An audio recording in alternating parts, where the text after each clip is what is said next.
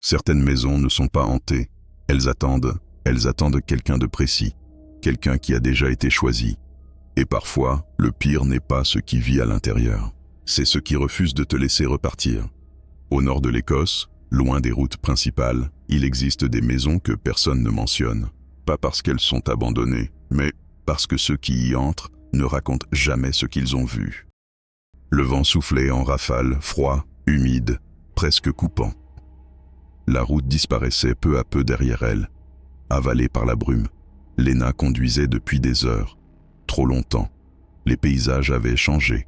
Les collines s'étaient transformées en silhouettes sombres. Les arbres s'étaient raréfiés, puis avaient disparu. Ne restait plus que la lavande, vide, silencieuse, étrangement silencieuse. Même le vent semblait parfois s'arrêter, comme s'il retenait son souffle. Léna jeta un coup d'œil à son téléphone. Aucun réseau. Encore. Depuis plus d'une heure. Elle soupira, puis regarda l'adresse. Encore quelques minutes. C'est ce que disait le GPS avant de s'éteindre. Depuis, rien. Juste cette route. Et cette impression étrange. Comme si elle avançait, mais sans vraiment se rapprocher. Puis elle la vit. La maison. Seule. Plantée au milieu de nulle part. Aucune autre habitation. Aucune lumière autour. Juste elle. Immobile. Silencieuse. Et pourtant, quelque chose dans sa structure donnait l'impression qu'elle regardait. Léna ralentit. Ses phares balayèrent la façade. Vieilles pierres sombres. Fenêtres étroites. Certaines éteintes.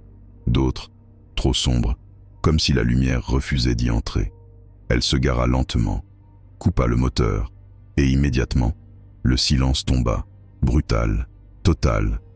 Même le vent avait disparu, comme si le monde autour de la maison venait de s'éteindre.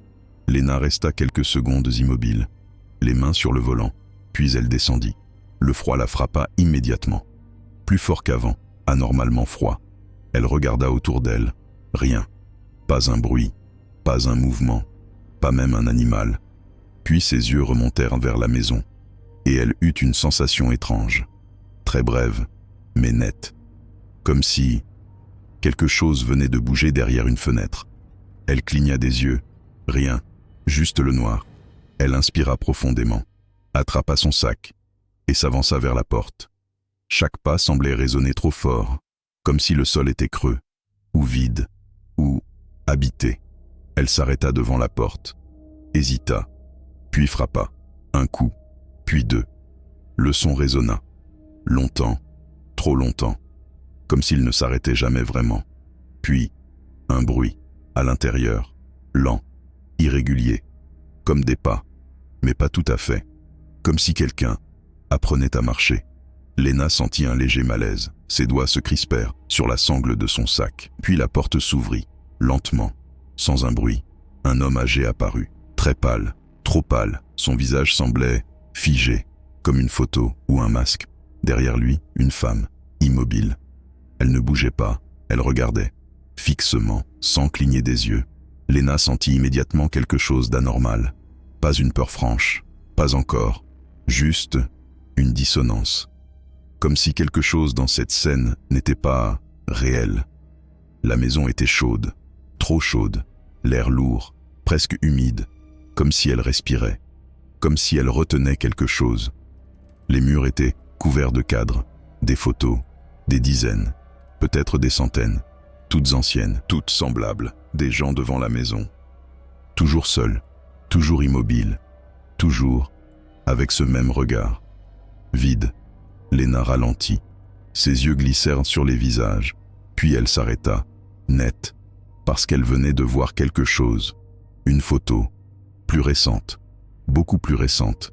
Et sur cette photo, il y avait une jeune fille, debout devant la maison, dans la même position que les autres, le même regard, mais quelque chose clochait. Léna s'approcha, très lentement. Son cœur battait plus vite. Puis elle comprit. Ce n'était pas le regard, ce n'était pas la pose, c'était autre chose. Quelque chose de plus subtil, plus dérangeant. La fille sur la photo ressemblait à Léna. Pas exactement, mais suffisamment pour créer un doute, un malaise, une confusion. comme si ce n'était pas un hasard, comme si elle n'était pas la première. Puis, un bruit derrière elle, très proche. Elle se retourna. Les deux autres étaient là, trop proches, beaucoup trop proches.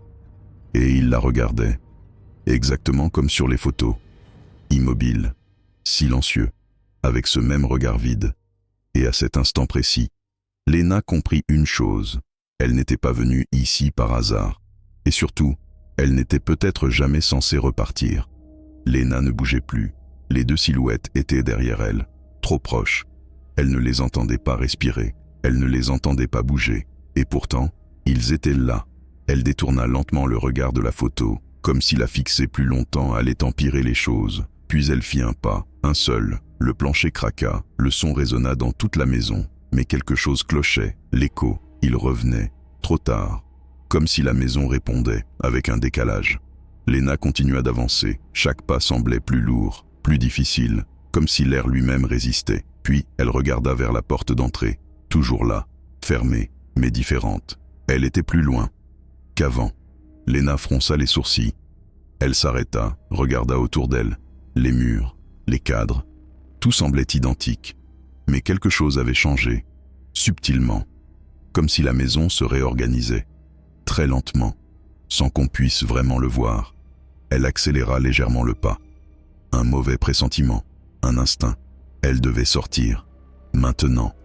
Elle posa la main sur la poignée, froide, glissante, comme humide. Elle tourna. La porte ne s'ouvrit pas. Elle força. Rien. Puis, un bruit. Derrière elle, un mouvement. Léna se figea. Très lentement, elle tourna la tête. Les deux hôtes n'étaient plus au même endroit. Ils étaient plus proches, sans qu'elle les ait vus bouger, sans bruit, sans transition. Juste, plus proches. Leurs visages toujours figés, mais leurs yeux, plus ouverts, trop ouverts, comme s'ils regardaient enfin vraiment. Léna sentit son cœur s'emballer. Elle recula, heurta un mur, mais le mur n'était pas là avant. Elle se retourna brusquement, un couloir qui n'existait pas. Quelques secondes plus tôt, long, étroite, sombre, et au bout, une porte, entr'ouverte. Léna resta immobile. Elle savait qu'elle ne devait pas y aller, mais quelque chose l'y attirait, comme un appel, silencieux, irrésistible. Ses pieds avancèrent, sans qu'elle en prenne vraiment la décision. Le couloir semblait s'étirer, s'allonger, à chaque pas, comme si la distance ne diminuait jamais. Puis, elle entendit un bruit, derrière elle, un frottement, lent, irrégulier.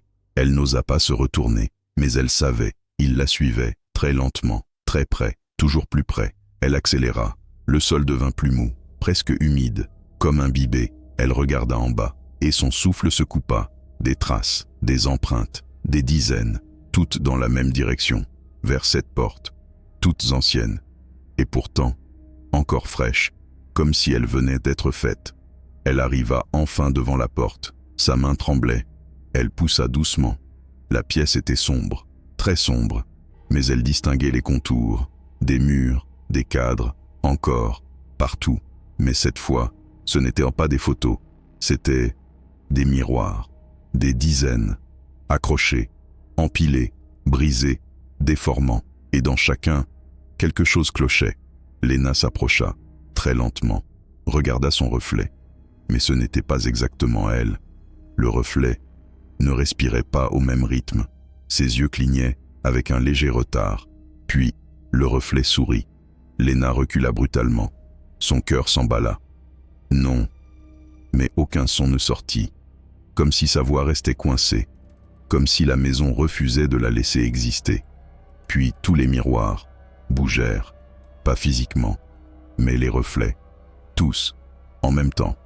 Ils se tournèrent vers elle, et ils souriaient, le même sourire que les autres, puis un souffle, juste derrière elle, très proche, trop proche, et cette fois, elle sentit une main, sur son épaule, froide, immobile, puis une autre, de l'autre côté. Elle ne se retourna pas, elle n'osa pas, mais elle comprit. Ils n'étaient plus derrière, ils étaient sur elle, Et à cet instant précis, les miroirs changèrent encore. Les reflets n'étaient plus les siens, c'étaient que les autres, ceux des photos, tous alignés, tous immobiles, tous en train de la regarder. Et parmi eux, il y avait elle, déjà, debout, au milieu, avec ce même regard vide, comme si c'était terminé, comme si elle avait déjà été prise. Léna ne bougeait plus, les mains étaient toujours posées sur ses épaules, froides, immobiles, mais le pire, c'était qu'elle ne les sentait presque plus, comme si son corps commençait à s'éteindre, ou à s'adapter. Les miroirs autour d'elle vibraient légèrement, pas physiquement, mais dans ce qu'ils montraient. Les reflets changeaient, se mélangeaient, se superposaient, et tous finissaient par devenir les mêmes, les visages des photos, les mêmes regards, le même vide. Léna essaya de bouger. Impossible. Ses muscles ne répondaient plus. Ses pensées devenaient lentes, épaisses, comme si quelque chose les noyait. Puis elle comprit, ce n'était pas la maison qui bougeait, c'était elle qui changeait, lentement, très lentement, comme les autres. Le sol sous ses pieds se mit à vibrer, faiblement, comme un battement, un rythme. Léna baissa les yeux. Le bois n'était plus du bois. Il respirait, lentement, comme une peau, comme quelque chose de vivant. Et ce rythme correspondait au sien.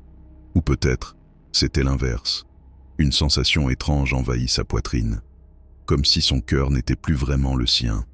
Puis les miroirs s'éteignirent, un à un, plongeant la pièce dans l'obscurité, sauf un, juste en face d'elle. Celui-là restait allumé, stable, fixe. Léna leva les yeux et vit son reflet, mais ce n'était plus elle. Le visage était le sien, mais le regard, vide, totalement vide, et surtout, immobile. Il ne clignait plus, il ne respirait plus, il ne vivait plus. Puis lentement, le reflet leva la tête, avant elle, et sourit, exactement comme les autres. À cet instant précis, les mains sur ses épaules disparurent, mais Léna ne bougea pas, parce qu'elle ne pouvait plus, parce qu'elle n'était plus censée bouger. Puis le miroir s'assombrit et s'éteignit. Silence, total. Quand la lumière revint, Léna était ailleurs, dans le salon, debout, face à la porte, exactement comme sur les photos, son corps droit, ses mains le long du corps, son regard fixe. Elle voyait tout, mais ne contrôlait plus rien. Elle entendait, mais ne pouvait pas répondre. Puis elle sentit quelque chose, dans sa tête.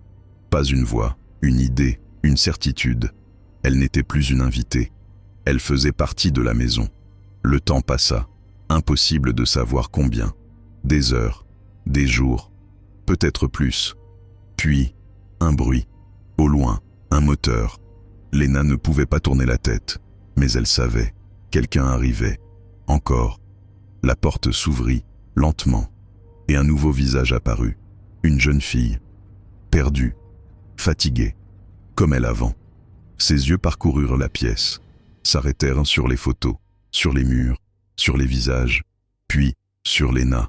Un frisson, une hésitation, mais trop tard, parce que derrière elle, les deux autres étaient déjà là, immobiles, silencieux, comme toujours. Et cette fois, Léna comprit. Elle ne regardait plus la scène, elle la rejouait, encore, et encore, et encore, comme les autres. Puis quelque chose changea, très légèrement, dans le reflet d'un cadre, la nouvelle fille. Son reflet ne correspondait déjà plus exactement. Un léger décalage, un détail, le début. Léna voulait crier, prévenir, bouger, faire quelque chose, mais rien. Parce que maintenant, elle était exactement comme eux. Une image, un souvenir, une présence. Et surtout, un avertissement que personne n'entend jamais. Dehors, la route était toujours là, invisible, perdue dans la brume. Et pourtant, elle menait toujours à la maison. Toujours. Parce que certaines maisons ne sont pas hantées, elles sont vivantes, et elles ont faim. Si cette histoire t'a fait frissonner, ce n'est que le début. Abonne-toi, active la cloche et prépare-toi pour la suite. Et surtout, commente ton niveau de frousse de 1 à 10.